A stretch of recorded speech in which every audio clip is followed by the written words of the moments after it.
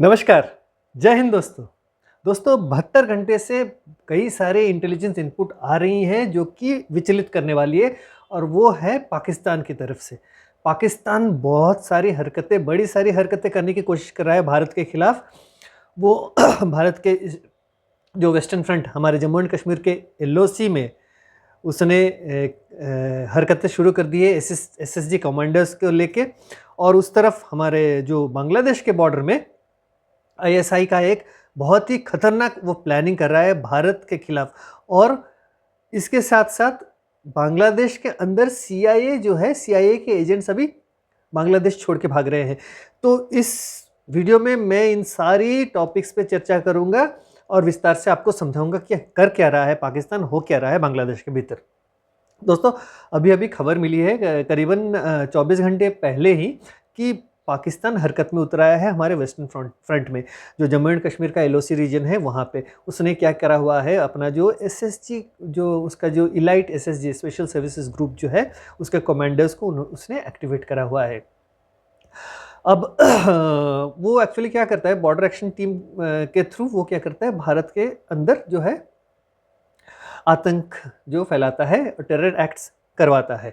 तो अब जो है पाकिस्तान के आईएसआई ने एक्टिवेट करा हुआ है उनका ये फ्रंट। अब उनके यहाँ एक ऑफिसर है मेजर जनरल आदिल रहमानी, उसको ये जिम्मा दिया गया है कि भैया तुम अभी भारत के भीतर जो है टेररिस्ट जो अटैक्स करवाओगे। तो ये बंदा जो है इसने करीबन एक ब्रिगेडियर को दिया गया है पूरा जो जिम्मा, और वो करीबन 50 से 100 उसने एक इलाइट कमांडो का फोर्स तैयार करा हुआ है।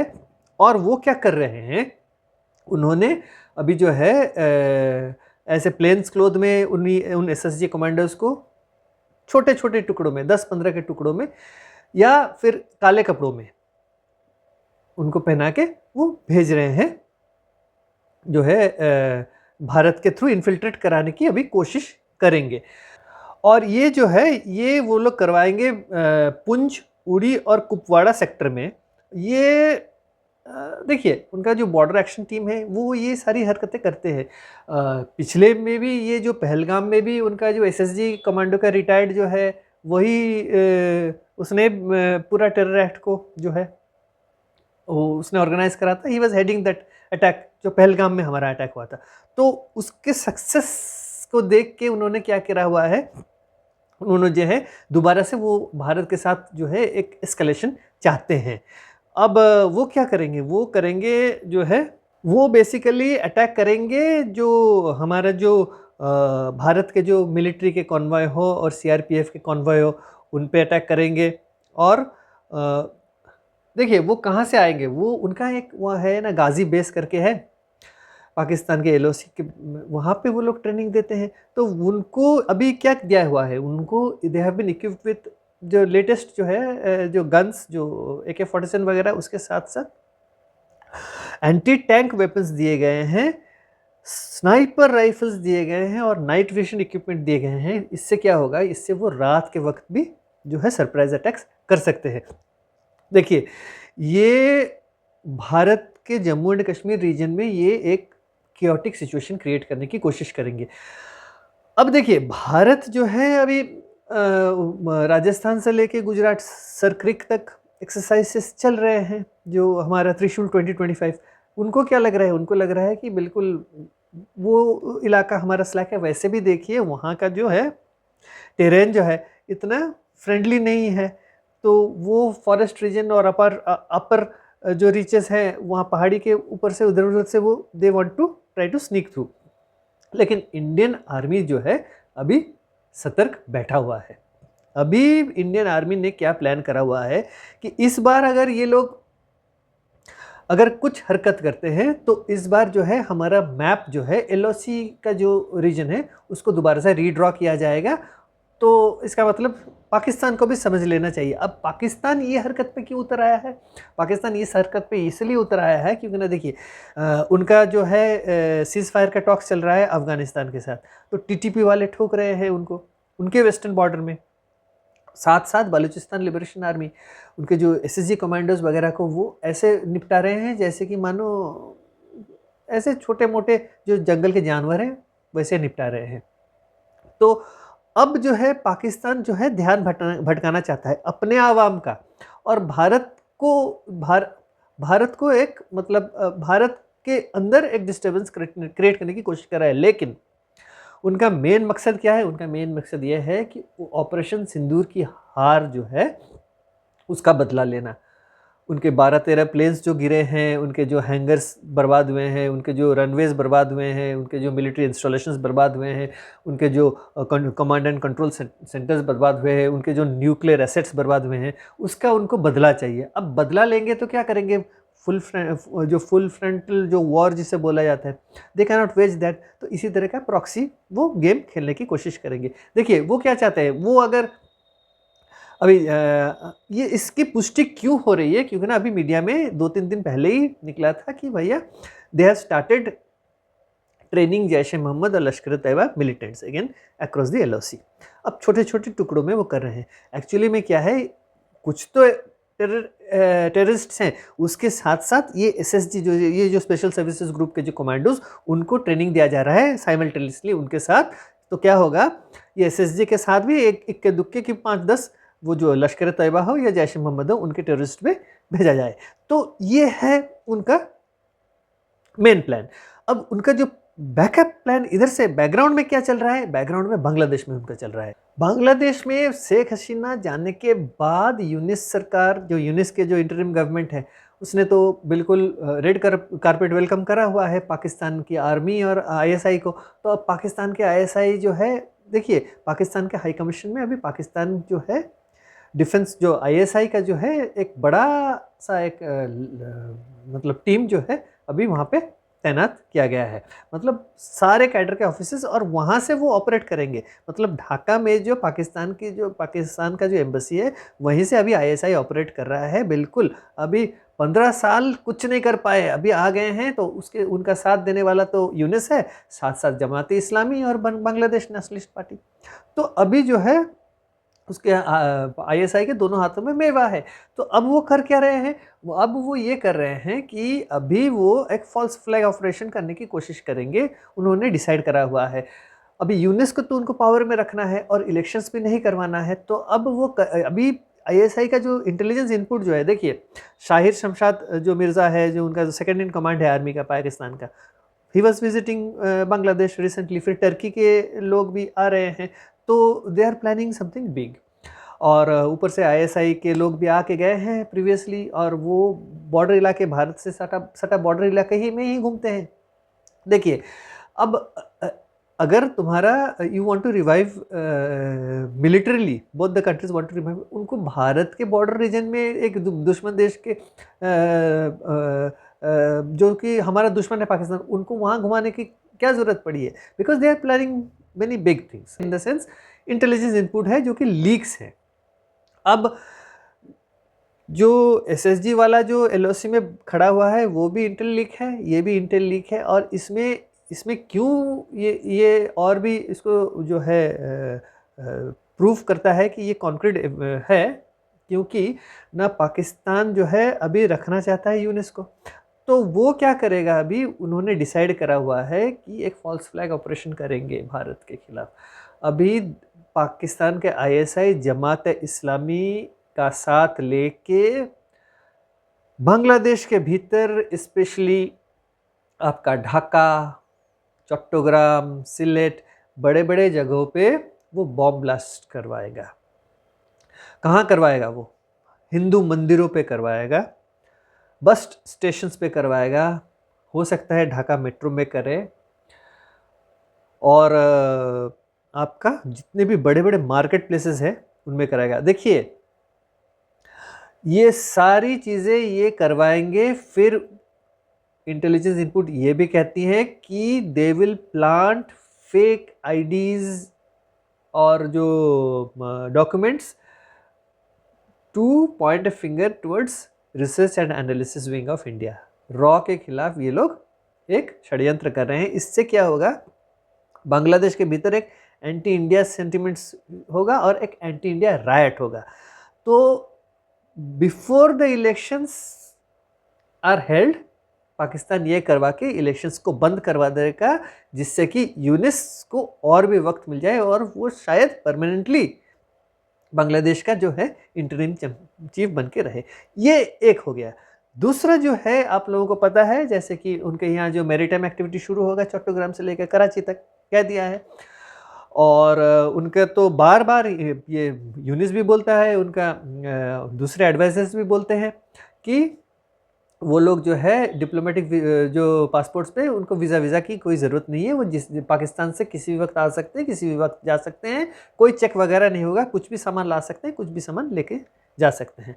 उसी तरह से चिटागोंग जो पोर्ट में कोई भी कार्गो जो आएगा पाकिस्तान से, कोई भी चेकिंग या शिनाख्त नहीं होगा। जैसे कि अभी पता चला है कि जो है ड्रग्स मिले हैं जहाज़ में, एक चिकन फीड के कंटेनर में, ऊपर चिकन फीड था, नीचे ड्रग्स भरा पड़ा था।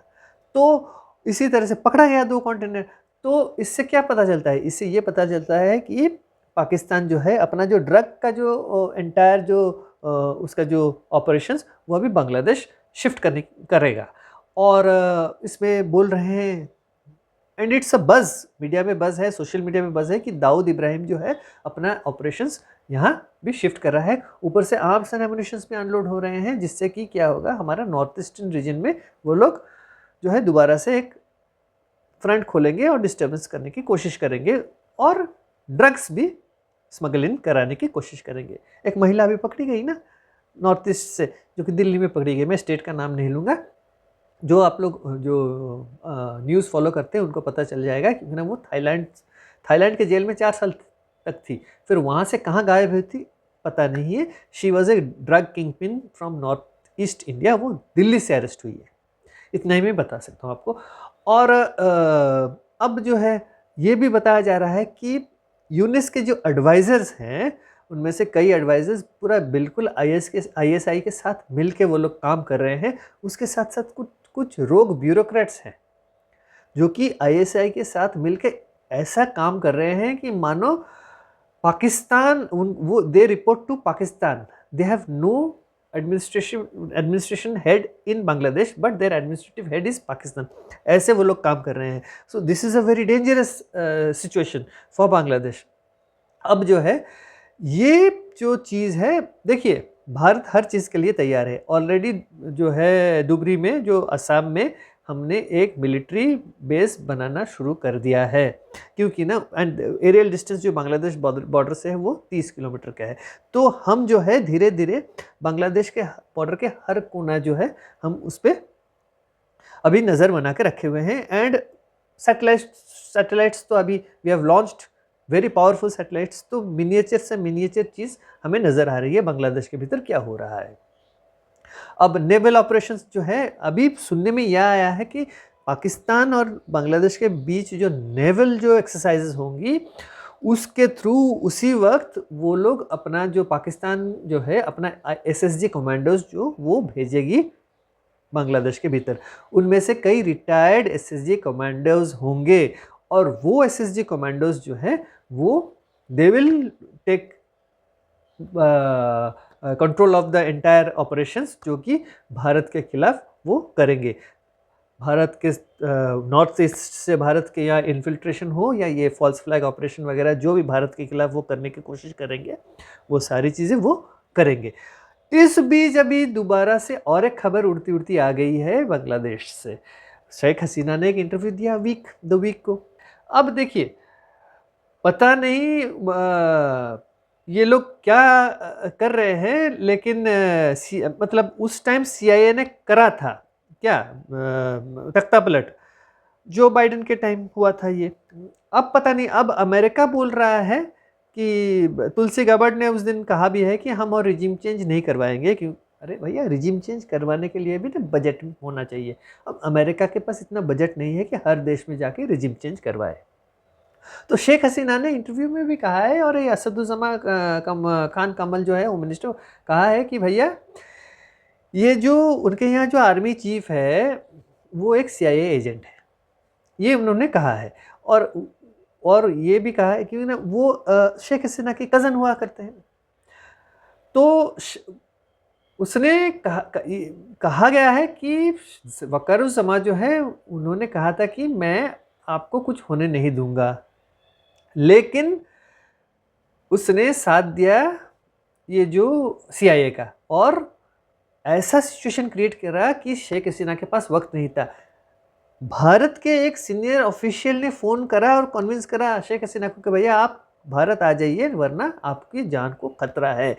तो वकारुज़मां जो है एक सीआईए एजेंट है, उन्होंने कहा हुआ है। और यूनिस तो सबसे बड़ा डीप स्टेट का बंदा है, ये तो आपको पता है। लेकिन अब ये कह रहे हैं कि तुलसी गबार्ड ने जब कह दिया है कि अब फंडिंग बंद हो जाएगा, तो ये जो स्टूडेंट्स लीडर्स जो थे जिनको पैसे आ रहे थे सीआईए से, अब वो भी धीरे धीरे अभी विदड्रॉ करना शुरू कर दिया है उन लोगों ने। ये जो नेशनल सिटीजन्स पार्टी एनसीपी या जो भी जातीय नागरिक पार्टी उन्होंने बनाया है, ये स्टूडेंट्स वगैरह, उनके साथ साथ जो प्रोफेसर्स थे उनका साथ दे रहे थे। अब सुनने में आया है कि कुछ तो अंडरग्राउंड हो गए हैं। एक बंदा जो है अली रियाजा कुछ नाम है उसका, कि डीपॉल यूनिवर्सिटी या कुछ यूनिवर्सिटी था, वो बहुत ही वॉज वेरी वोकल, ये जो हसीना के टाइम में जो अपराइजिंग हुआ था, अब बोल रहे हैं कि वो बांग्लादेश छोड़ के भाग गया है। वैसे और दो कहीं गायब हो गए हैं। तो धीरे धीरे जो है, जो सीआईए के पेरोल में थे ये एजेंट्स जो है, आइदर वो अंडरग्राउंड हो रहे हैं या बांग्लादेश छोड़ के भाग रहे हैं। तो अभी ये सिनेरियो है। अब पाकिस्तान जो करने की कोशिश करे, भारत की आर्मी अभी तैयार बैठी है दोनों तरफ से। देखिए, भारत ने नोटेम लगाया है नवंबर 11 या 16 से लेके जनवरी 15 तारीख 2026 तक नोटेम लगाया है पूरा north east region. Intelligence input है बांग्लादेश कुछ करने वाला है इस बीच, इसीलिए जनवरी 15 तक नोटम लगाया गया है। वो that may be extended. Bangladesh में इलेक्शंस हो या ना हो हमें पता नहीं है। हम अभी से कैसे हम कुछ प्रेडिक्ट कर सकते हैं? हो नहीं भी हो सकती हैं, और बांग्लादेश के भीतर बहुत ज़्यादा कुछ होने वाला है। इसीलिए गवर्नमेंट ऑफ इंडिया ने नोटेम लगाया है, नोटिस टू एयरमैन, कि भैया जनवरी 15 तक नॉर्थ ईस्ट रीजन में पूरा नोटेम लगा रहेगा। तो ये बहुत बड़े डेवलपमेंट्स हैं, ये 72 घंटे में हुए हैं। तो इसका मतलब बहुत बड़ा कुछ हरकत करने वाला है इंडियन आर्मी। तो हमें सिर्फ इंतज़ार करना है कि आगे क्या होने वाला है। जय हिंद, नमस्कार।